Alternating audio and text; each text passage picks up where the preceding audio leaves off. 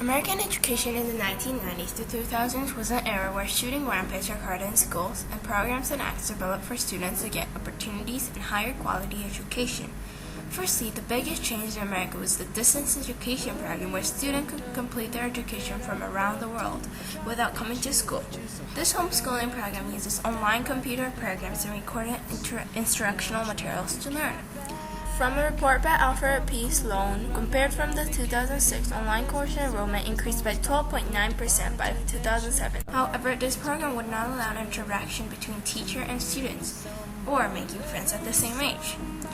The main concern was whether the students of distance education learned as well as traditional education, and Nixon found no significant difference in the average GPAs. This proved that homeschooling was an effective educational program. Secondly, the Columbine High School massacre occurred on April 20, 1999 in Colorado.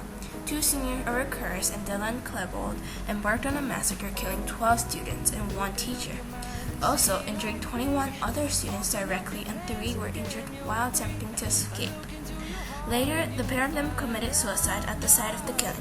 Before the shooting, Eric Harris began a blog which included small journal entries concerning his thoughts on parents, schools, and friends, and instruction on how to make explosives. The massacre aroused a debate regarding to gun control involving youth, the nature of high school clique, bullying, school security, and use of internet in American society. Similarly, the Virginia Tech massacre, which occurred on April 16, 2007, consisted of 2 separate attacks by a senior Seung-Hui Cho, killing 32 people and wounded many others before committing suicide. His former high school classmate stated that Cho was being bullied at school, and on his assignment, he wrote, "Repeat Columbine." These hatred caused him to have revenge to school, and it showed that bullying still continues in America. Also, it showed the problems with youth having guns and security of schools, since Cho was able to bring in weaponry to school.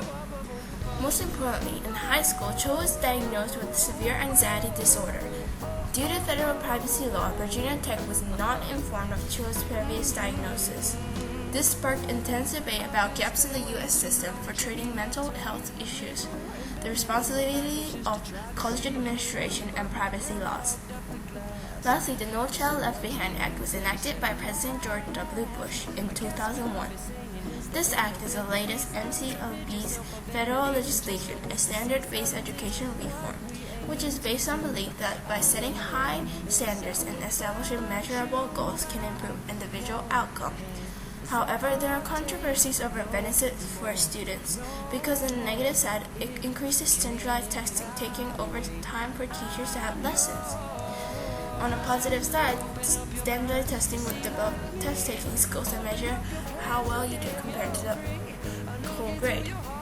Conclusively, 1990 to 2000 was not about education rate or racial segregation, but it was concerned on youth gaining control of guns, bullying, and development of higher quality education from wherever you are.